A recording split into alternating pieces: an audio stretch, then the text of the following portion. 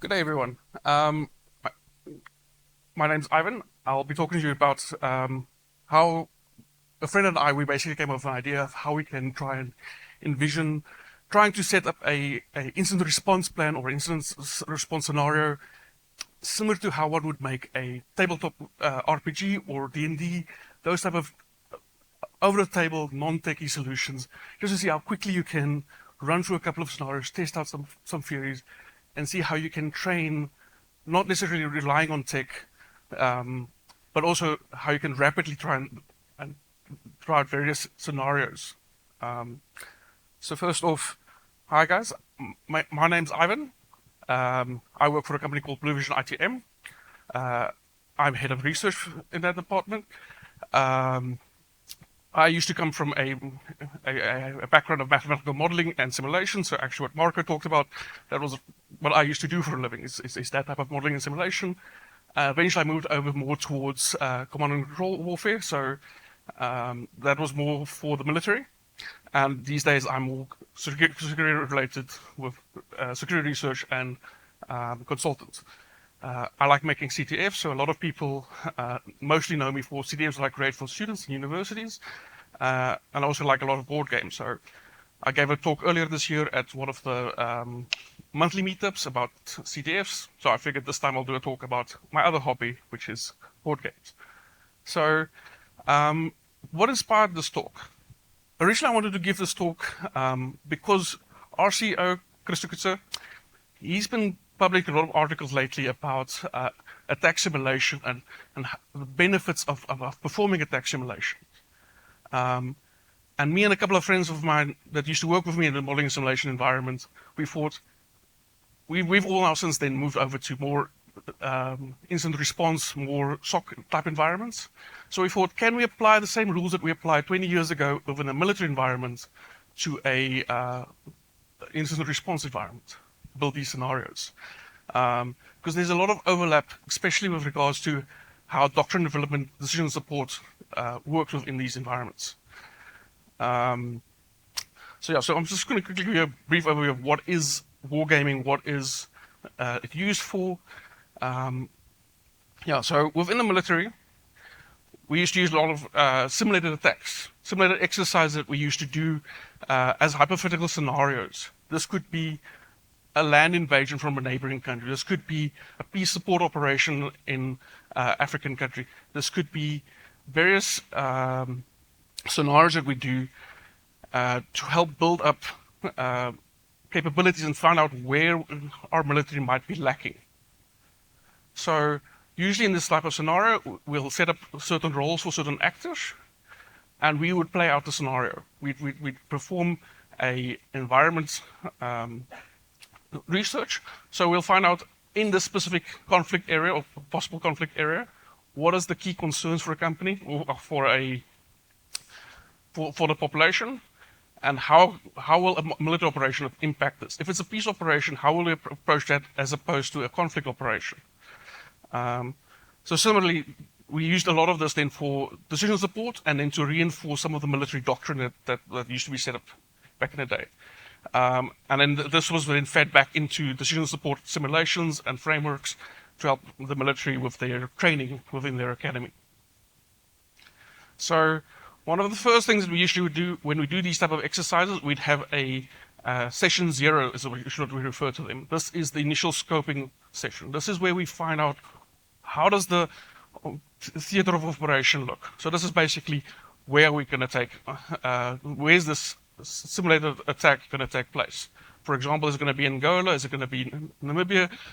Where is it going to be? How does the terrain, the people, the cultures, the religions impact the possible environment in which this operation takes place? Then we have to define what is our strategic and tactical objectives. What is our big scale objectives? What is our small scale objectives? Oftentimes, when a military wants to do an operation, they want to make sure that they don't aggravate the local populace, because otherwise they would have civilian uprisings against them. So even though they might be there to assist the civilians, if they do things that is in contradiction to civilian beliefs or preferences, this might negatively impact your campaign. So for example, if you use heavy tanks or heavy equipment and you damage limited infrastructure, that might turn the local populace against you. You might be there to assist them, but if you break what limited infrastructure they have, that's a negative impact on your campaign.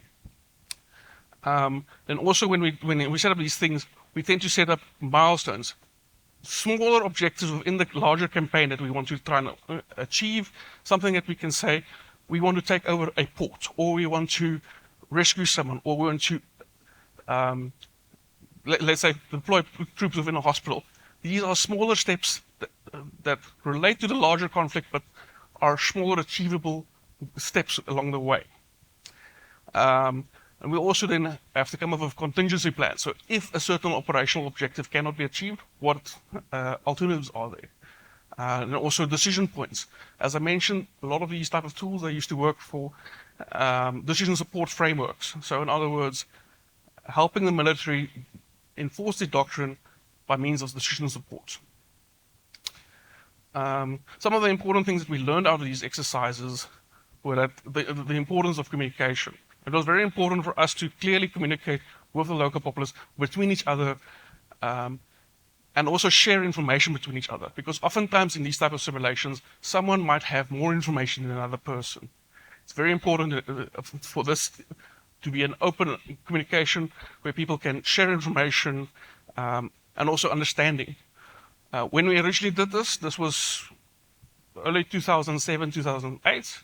A lot of military personnel at the time had no clue about certain cyber attacks, how to even communicate that. So back in the day, we literally had to change our vocabulary to match what military would understand. So military, for example, would understand troop movements, or they would understand supply chains. So instead of talking about a bot herder or a ransomware, we would talk about something like a forward operating base. So that is something I could understand. That is something that is similar to a bot herder in their environment. Similarly, they didn't yet understand the concept of sensors or any type of measurement of the effect of an attack. So that was long before Canary was there, and Canary actually solved a lot of these problems for us. So yay. But yeah, so we had to explain these things to them, and for us to communicate what a sensor does, in military terms, something like a scout or something that as an observer of an attack would be far more useful. This also allowed us to create more metrics for the military then to better understand. So we had to actually come up with a couple of metrics, as in how do you measure the effectiveness of an attack. So we developed a tool that basically calculated the battlefield damage assessment. So this is a fairly common thing within the military. You'd want to see what is the impact of an attack that you have. So similarly, within a network environment, what would that be? How long did you take the network down? What was the adversary's response? Those type of things. So you try and basically see what is the impact of my cyber attack, and we had to build sensors for those. So we learned a lot from actually working with them, and we had a rule that before we start building any tools, before we build any simulation, before we even start putting any type of coding development, we as the researchers, or as some of them were also physicists, we would go with them. Like I had to have air artillery training, and I had to sit in a tent and actually work out on a pen and paper map, figure out how jets are coming in, how to anticipate certain pivoting maneuvers. We would work with them so that we can better understand these type of scenarios. So now, if we take this back to a cybersecurity incident planning, it's very important to also know why planning is important. So there's a famous quote that says, failing to plan is planning to fail, but then there's the extra caveat, hope is not a plan. You'd be surprised how many times people tell me they hope this doesn't go wrong, or they think this won't go wrong. There's nothing beyond their gut feel that things won't go wrong. So when it comes to incident response planning, your main goal is to have a well-prepared incident response plan to reduce the possible damage that would occur, to detect an attack as soon as possible so you can respond as reliably as possible, and also then to focus on addressing the actual problem. Oftentimes when you're under attack, people try and fix the blame before they fix the problem. So in a lot of these cases, when we get to an incident response, people want to know, who do I need to fire to resolve this? Who can I blame for this? This is counterproductive to any type of investigation. So hence it's important to get a prompt professional response in which you can restore trust and credibility within the company, so there's minimal reputational damage to the company itself. So I'm not going to go too much into actual how to set up a plan. There's lots of resources available out there. So over here I list a few of them. So us as a company, Blue Vision ITM, we are CREST accredited. So we are a CREST accredited provider of CREST services, of cyber incident response services. So we tend to follow the CREST guidelines. But there's a lot of them that are already available. All the links, okay, unfortunately, I'll share the slides. I don't share it fully. But yeah, so all of these tools are free. They're freely available. Nothing in my slides is a paid for service. I'm very bad at sales things. I'm a researcher, not a salesperson. Yeah, so one of the tools that we found quite useful, especially when we first got into SOC development, was Microsoft has a SOC process framework that they provide you. And this is just a markup language that you can download from their GitHub repo, and it has sort of a templatized version of, it will have all the correct steps you need. It will have a templatized concept of where you can mix and match and replace specific actions. So you can see what processes are required, and you can just replace it with a process that's catered to your specific company. Similarly, the SANS Incident Handbook, that is far more focused on forensics purposes, but it's very useful. There's a lot of technical information that you can also gain from it, like especially if you want to do more from a forensic standpoint. Then there's also a lot of resources related to playbooks. So a playbook is basically similar to, as the previous speaker spoke about, a sporting analogy. It's literally, what is the steps you need to take once a certain action has happened? So there's resources available for most of the cloud providers. They will provide you with recommended processes you can follow to recover from phishing attacks, from denial of service attacks. They have very generic sort of high-level playbooks that you can use and customize for your organization. Then there's also, if you want to prefer training yourself, try HackMe as a very nice IR playbook scenario that you can work through. And in that scenario, it works you from the initial phases of creating a IR response plan to actually the final phase of publishing it. Let's Defend also has quite a nice one. I just forgot to add a link to it. Then there's also a couple of very nice gamification versions of this. So Black Hill Security, they created a card game called Backdoors and Breaches. It's usually available for free. You can play it online. There's the link actually links to an online resource where you can go play it. And they've got various scenarios. That's a card-based system where you can see, you and a friend can basically play through a scenario with using no technology needed, and it helps you sort of think your way through the process of actually doing an incident response. Escalation of privilege. This is a tool that was developed by Microsoft when they first released their Microsoft Secure Development Lifecycle. They developed this as a companion tool to help people familiarize themselves with offensive terminology, because oftentimes developers don't even know what the terms are. So this is more of a tool to help familiarize people with terminology related to offensive security. Then, what's the common mistake with plans? So, as Mike Tyson used to say, everyone has a plan until they get hit in the face. So that's usually the case. People think they have a nice plan and they have got an idea of what they want to do, but as soon as the incident actually happens, then they're lost. They are confused, things are wrong, things are not what they expected it to be, chaos ensues. One of the more common things that we see is that solutions that people have or plans that they propose do not match their actual environment. Common example of this is a lot of the plans that's available online, they assume you own your own infrastructure or that you are not responsible for third-party services delivery. So if the plan tells you to contain and isolate, but that might impact other people, that's sort of a problem that isn't catered for in your plan. So how do you still keep your contractual obligations to other organizations intact whilst trying to defend against your attack, the attack that's currently occurring. So also the other thing that tends to happen is more than one incident happens at the same time. So a common example of this is we oftentimes see phishing attacks that then gets escalated to data exfiltration, that then goes to ransom, then that goes to post-exploitation of that data.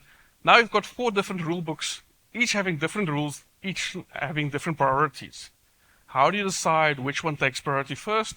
How do you respond to them if you only plan for one at a time? Okay. And then the other thing that we often see is people are over-reliant on vendor tools.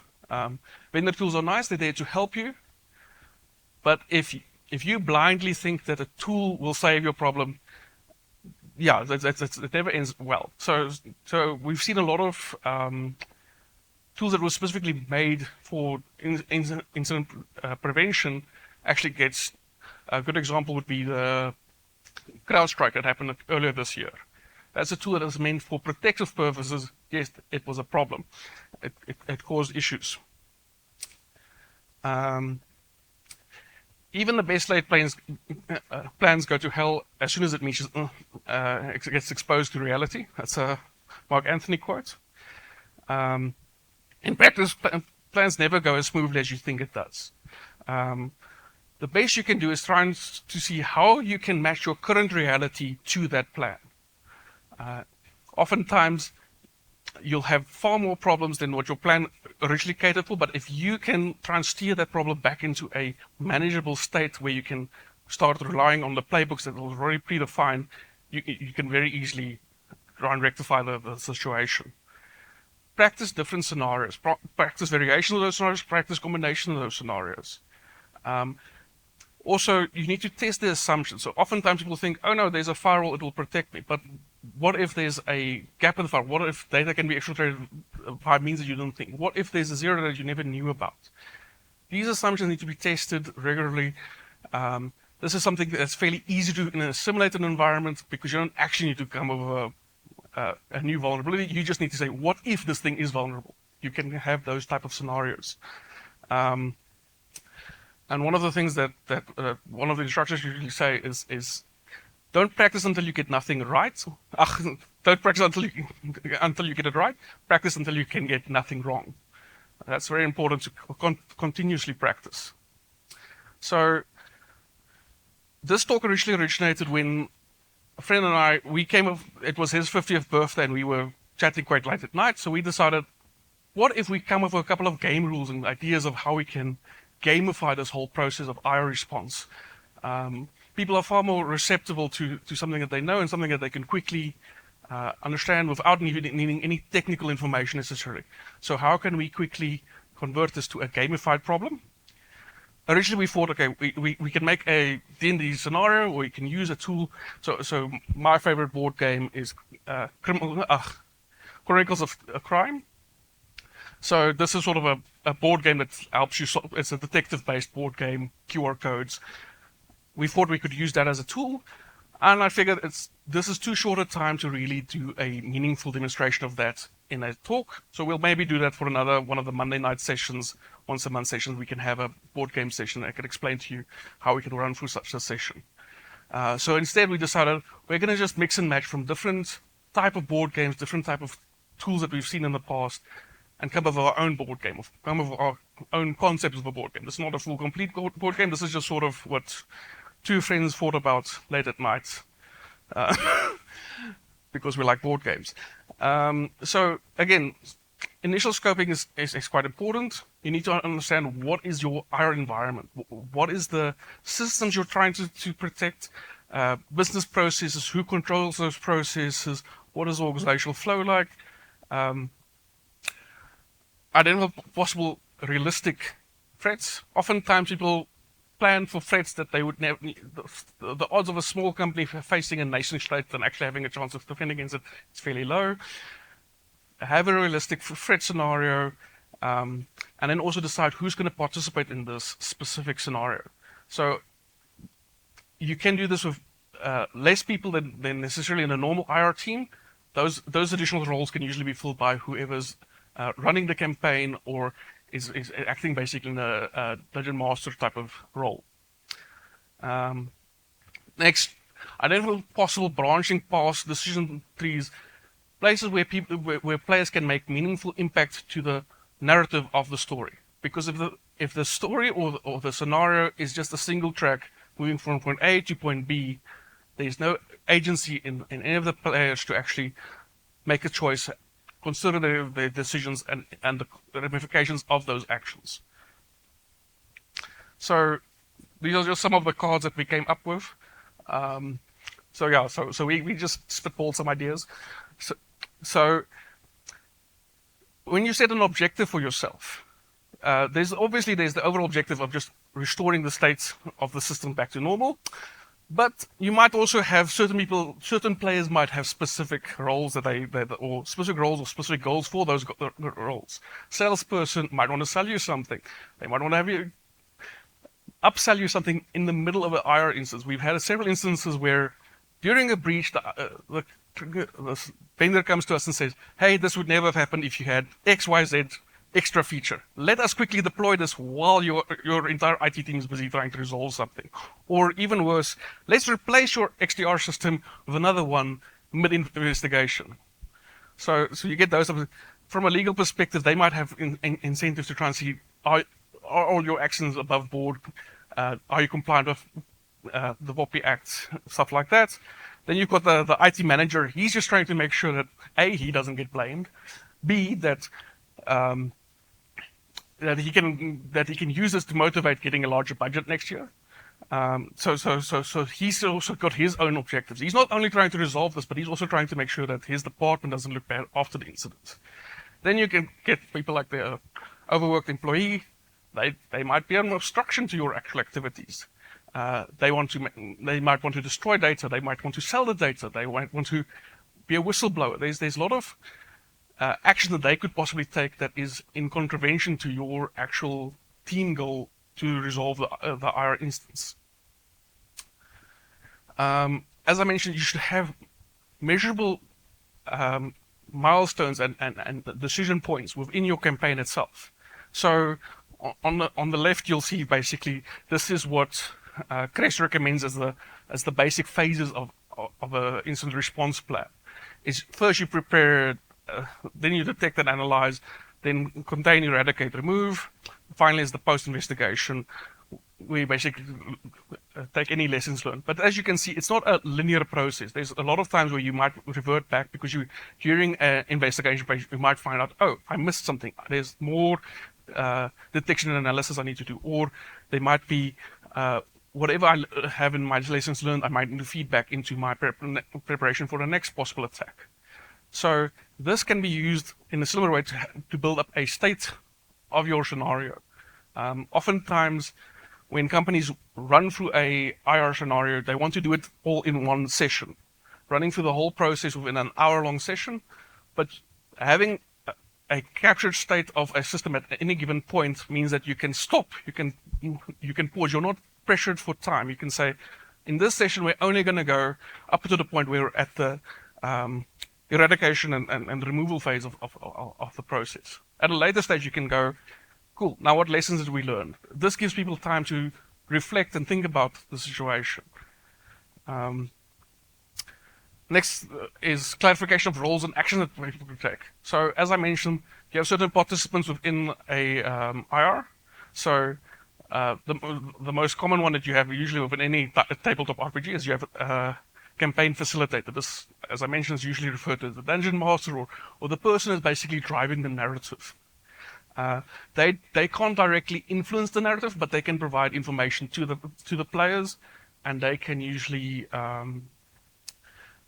provide basically NPC type reactions. So NPC is a non-player character. So anytime that they interact with external parties that isn't represented by a physical person, usually is handled by a campaign facilitator. Then you get your incident manager.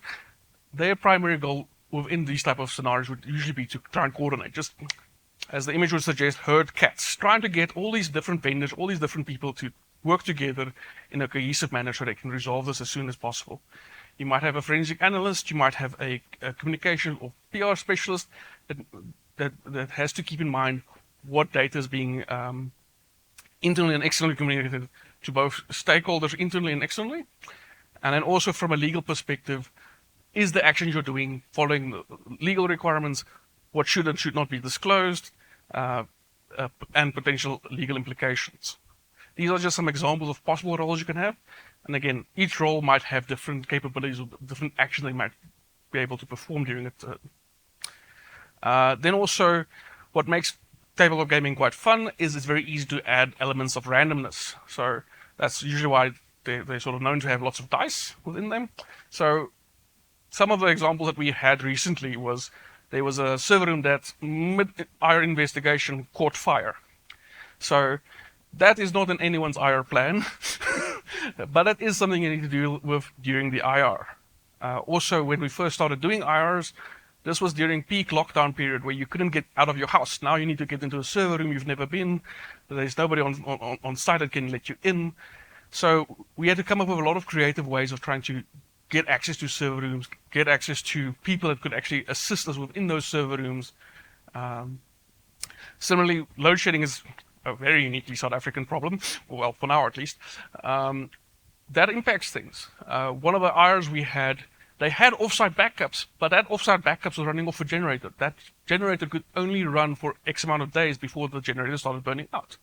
We needed to decide at points what data are we offloading from that to get another offsite backup so that we can continue the investigation and keep maximum uptime. Because yes, they planned for load shedding because these days everyone has to, but they didn't expect for the load shedding to last that long, and their backup solution was even failing. So these are the type of events that you can build into a system to try and change them. So you can play through a similar simulation multiple times, but have different randomized events impact the overall storyline. Then one important thing is an action economy. So oftentimes in these incident response plans, there will be these vague statements such as deploy forensics tooling. What does this imply?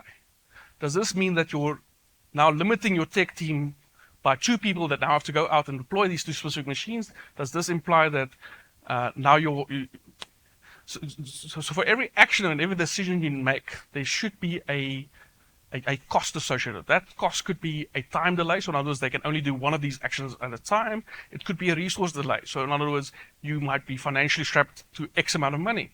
So you can't just fling everything in the world at the problem. You need to decide, is this worth the potential gain in resource information, and then also player availability. As I mentioned, if someone is assigned already to a task, you can't necessarily assign them within that same game round to another task. Then also limited information flow. So on the right hand side there's another game that I really like. It's keep talking and nobody explodes. It's a bomb defusal game in which everyone gets a small part of the bomb defusal instruction set. And you need to communicate. Only one person can see the bomb, only one person can tell what he sees, how many wires, how many buttons, how many batteries, stuff like that. It's a flash-based game, so you can sort of rotate it in multiple dimensions, and you need to describe to the other players what you see. Each player might have a set of rules that either governs the rules regarding to wiring or batteries or buttons or puzzles. And each of those rules also can influence others. For example, if there's an even number of buttons, then inverse the rule that is in the wiring side. And the purpose of this game is more to teach people to communicate calmly and clearly under a time crunch. So this is sort of a game that I like, especially when you have a new employee at a company and you want to quickly break down barriers of having people communicate. This is a quick way to just sort of, listen, we need to communicate, otherwise it explodes. Obviously, it's just a similar thing, but it's quite fun to do. In the military context, what we used to do with this is when we gave the generals or the participants their briefings, we would, as part of the PSYOPs operations, would intentionally either omit certain information from certain people's briefs, we would give them more information than other people, or we'd give them conflicting briefs to see how people react during a conflict situation with conflicting pieces of information, especially if there's the concept of rank being an issue. Will a junior officer be able to speak up to someone as a general or brigadier? Would they volunteer this information, or would they just assume that this person also has that information and is just making a bad decision? So from a SARB's perspective, that was quite useful for us to limit the flow of information. And if people wanted more information, they could pay a cost for it. So in this type of scenario, it might be an investigation cost. For you to get potentially more information from a third-party threat intelligence vendor, that might cost you a certain amount of money, or that might cost you a sort of a resource. You're now assigning one of your techies to actually go deal with this, so you have less of them to deploy EDR solutions. So one of the things that we also thought about is that it's fairly difficult to then, if you're not used to making these type of campaigns, how do you even come up with the idea for a scenario? Because, as I said, there's now a lot of things that I've mentioned as possible ideas that you can use within a scenario building environment. How do you come up with scenarios? So we also thought we'll discuss that quickly. So the easiest form of scenario building is storytelling. This is sort of one of the ones that we use fairly often, is when we share stories between each other about, hey, this incident we had, these were the things we achieved, this is how we approached it, how would you have approached it? In this case, I would highly recommend following Chris Sanders. He provides on his LinkedIn, it's about every week, he just makes a post called Investigation Scenario. Oftentimes it's a 2-liner, 3-liner little explanation, some scenario that he thought of, let's discuss this. And then this breaks down into a conversation in his chat. Different people with different points of view then comment on it. There's no tech involved, there's no downtime to any system, there's no technical requirements needed. People can just freely and openly communicate with him, give the inputs, reason why they would make certain decisions. And I've seen some very interesting discussions come from that as well. And again, anyone can come up with these type of stories, just the idea is to have storytelling. Then the other option is to use, based on a scenario that's known or a known APT, so Leon and I will talk a bit later about some of the stuff they've been doing with regards to that. But what we would do with the military is when Stuxnet came out, we ran it as a campaign against it. We didn't tell them that the campaign we were basing it off of was Stuxnet. We just took similarities between them and tried to see how would our military have responded if a similar type of incident happened to them. Similarly, you can use something like ransomware. Another good resource for this is Orange Cyber Defense. They post the IR stories usually within their security navigator. There's some nice stories in there where they also discuss exactly what was the type of scenario they faced. So, and that gives you a nice, more localized perspective on some of these things. And then also later today there'll be someone talking about the MITRE ATT&CK evaluation framework. So I'm not going to go into too much of it, but that's a tool that basically already has a lot of APTs, exactly explains what their TTP patterns are, and even provides you mechanisms to simulate those type of attacks on your environment. So that might be also a good way to see, oh, if this is the type of attacks that's being used by real threat actors, how would we as an organization defend against something like that? Okay. Next one is vendor-focused solutions. So I'm not a massive fan of this, but it is something that's out there these days. Almost every vendor these days, to market their tool, to market how well their tool works, they will provide you a simulation of their tools. For example, Cybereason, they like have a specific one dedicated towards ransomware, and they'll deploy a ransomware in a controlled environment, show how the tool rolls back and recovers from it. And my big gripe with these type of things is they don't always work, and they specifically try and sell you a specific feature of a specific tool or vendor, and usually in isolation. And almost no system works in isolation. There's other components, and their little perfectly crafted scenario that works well for their environment will not work so well in a real environment. So as I mentioned earlier, CrowdStrike was a massive outage earlier this year. It was one of the biggest ones thus far. Again, Yeah, so every year there's a bigger and bigger outage. So, and also the fun thing is, whenever there is a vendor simulation, whenever there is an attack against one of the vendors, the other vendors start to swoop in. Every time that we've had our incident, no matter who the XDR or firewall or data recovery vendor is, within minutes we'll have sales reps from the other vendors knocking on the door saying, "Hi, can we show you how R2 would solve this problem for you?"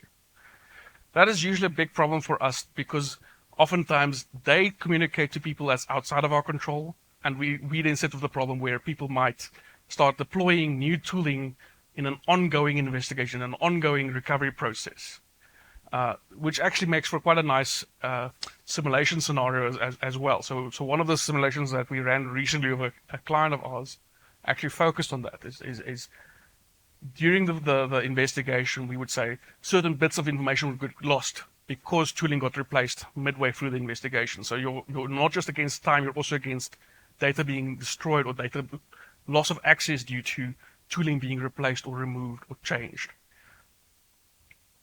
So then the other option is fling AI at the problem. That tends to be these days everyone flings AI at every problem. I'm not a massive fan of AI, but yeah, I put that into ChatGPT, and ChatGPT actually came up with a fairly good breakdown. It broke it into 5 phases of an attack. For every phase would have a scenario description. It would have a decision points, potential responses. So it actually did fairly well. I even I made the specific response it provided public, so anyone can actually go view how its response looked. But this oftentimes requires you to be very good at engineering your prompt, trying to force ChatGPT to sort of understand what you're asking it. Because oftentimes, especially if you start using specific vendor jargon or specific technical jargon, it either doesn't understand or it will hallucinate an answer. It will just decide, hey, I think I know what this is. Here, I'll give you something with absolute confidence that is completely incorrect. So this is sort of a known issue with ChatGPT. So if I remember correctly, his name is Matt Adams. He created a new tool, well, it's now about 2 years old, a new tool called AttackGen. And he knew the weaknesses of ChatGPT, so he built his own workflow basically, where you can build up your own incident response scenario, and he will prompt it using his own customized prompts and try and filter out any hallucinations that ChatGPT might have. So it's a fairly intuitive tool. It's freely available on GitHub. The only thing that you sort of require is you would need a OpenAI API key to actually use the thing. But other than that, it's fairly good. It gives good responses, and it maps out the entire attack process against the MITRE ATT&CK framework, which is quite useful, and will actually help you then build out the campaign for that. Then once you've now done enough testing, you feel you're now at a comfortable level where you think maybe my IR processes are now sort of well tested and you feel it's been refined enough, then go test it against an actual simulated attack. So now that you've done the tabletop exercise, you've done the basic verbal idea of this type of simulation, try and see if you can then do a simulated attack. So in other words, you can use some purple exercises, you can use some adversary simulator tools. So I personally, I've mostly used Caldera for these type of things. I don't often do attack-oriented simulations. It's not something that I really do in my personal life, so I've got very limited information regarding that. And then the other option you can do is you can request an authorized security vendor to then do an attack for you. So that could be Orange, that could be MWR, that could be insert security company here. They can run an attack against you to validate whether your thought process that you came up during your initial tabletop exercises actually matches reality. And then final thoughts. So I'm glad that he also has George Box's quote, all models are wrong, but some are useful. It was actually kind of funny that was also in the previous talk. But it's also important to remember that failure is always an option. No security plan always works 100% of the time. We always have to learn from them. We always need to improve. That is life. So the more you practice something, the closer you can get to perfection. And one does not need a very large budget to do any of these things. All of the tools I've showed today, all of the resources are freely available. People can use it whenever they want. And it's important to also build in constraints into your scenarios, because the more constraints you put on yourself, the more creative you tend to be. Because if you have infinite resources, and infinite money, and infinite capabilities, and infinite staff, you can solve any problem, but it's not realistic. So it's important to then also just build in some constraints to your system, whether that be resources, time, or people. Okay. Any questions?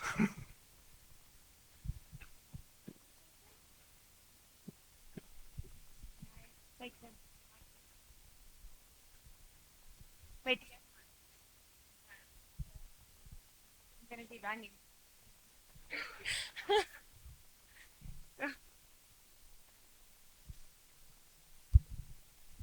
Okay, thank you. You said that you're coming from a military environment. Okay, so I imagine the solutions you are supplying now are in the public arena. So I imagine when you plan out that scenarios in a military environment, everybody, they comply because it's a command sort of like environment.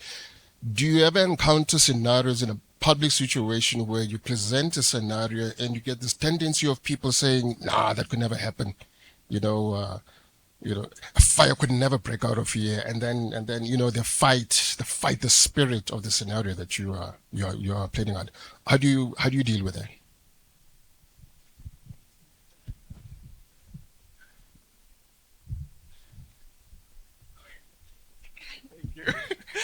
Okay, so those type of scenarios, that tends to be handled by the campaign facilitator.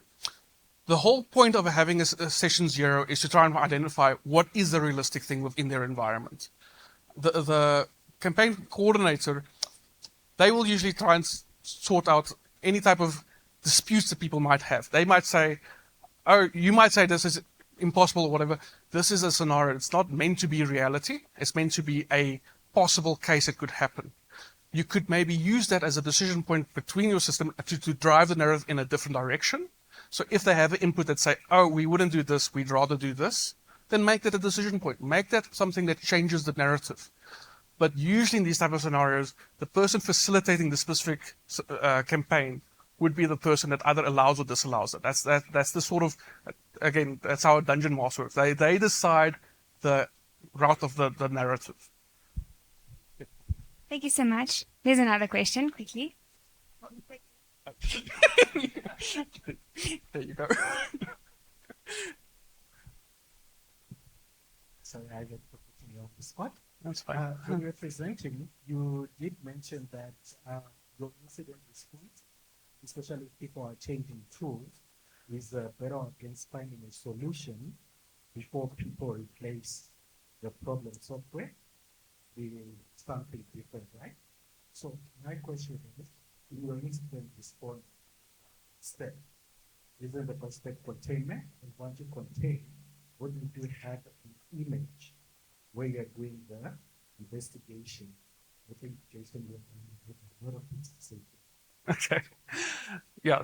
So oftentimes where we see that type of problem is where the containment fails, where the security tool isn't capable of stopping it. It's completely bypassing or all their security controls.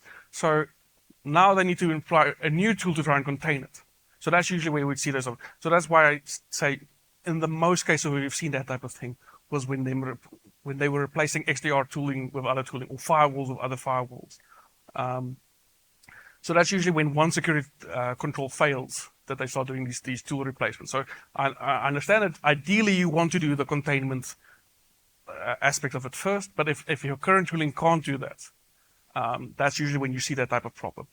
But also what we've noticed is if you now deploy a new tool in an environment where nobody knows that tool, oftentimes that was the problem. Cool, you've got a new tool, nobody can actually use it, you're completely dependent on the vendor to run it for you. And then as soon as they exit that environment, you've got nobody trained in how to use the tool, how to monitor it, how to interpret any of its signals you might get. So that's why we usually push heavily against it in a real life environment.